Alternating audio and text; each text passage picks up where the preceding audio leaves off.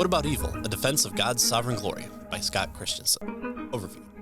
Reconciling the existence of God and evil has been a long-standing conundrum in Christian theology. Yet, a philosophical approach rather than a theological one dominates the discussion.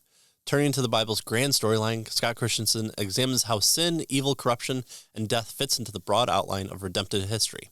He argues that God's ultimate end in creation is to magnify his glory to his image bearers, most notably by defeating evil through the atoning work of Christ. Review.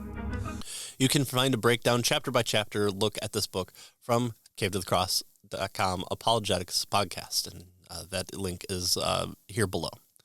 What Scott Christensen has done here is provide a scholarly and biblical undertaking on the alleged problem of evil, with a brief overview of the history of philosophy in Chapter 2, and then dealing with some of the main explanations for Theodicy. Christensen points out the flaws both philosophical and scripturally with them. He provides a fair and at times praiseworthy when called for to look at them.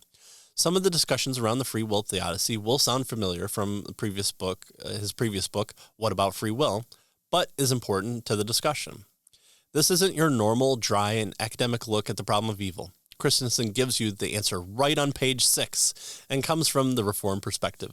After critiquing the other views, he launches into providing support for his view. And just like the Reformed perspective does and what his view calls for, Christensen goes into a beautiful discussion of who God is, his nature, Jesus' incarnation, the ramifications of God's work in creation. All of these add up to and lead up to putting the point on the fact that God is the ultimate focus of Scripture, creation, history, yes, and even in the Theodicy. Two chapters that should be viewed of high value is the chapter on God being a storyteller, taking a page from kind of Jordan Peterson, but putting it through the Reformed Christian perspective.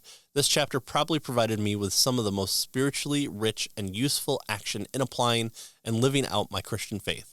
No small feat from a scholarly book on the problem of evil. Another chapter in a few pages takes an amazing breakdown of the important Christian concept is the chapter on the incarnation of Jesus Christ. There was a lot of notes and underline here and would be a great standalone chapter to give someone on the greatness and glory of the incarnation.